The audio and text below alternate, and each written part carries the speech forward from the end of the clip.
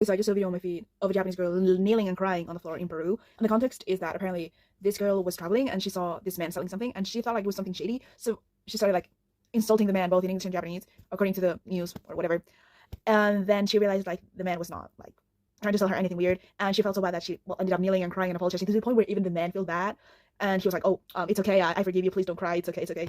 And that made me realize that Japanese people really understand relationships in a very different way than we do in the Western world. Because I've been living here for a while now, and I've kind of like normalized this behavior. But this video was like a reality check for me, because now that I think about it, like even rebels, even like teenagers who run away from their houses and like they're troublemakers or whatever, right?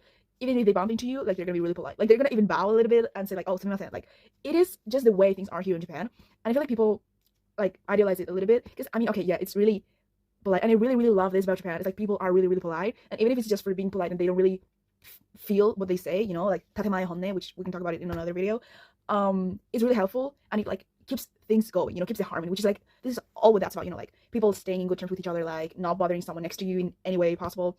And so it's nice, but it's also like there's way more things going behind that like mask, I guess. I don't like to call it like that because it's not really like a good term.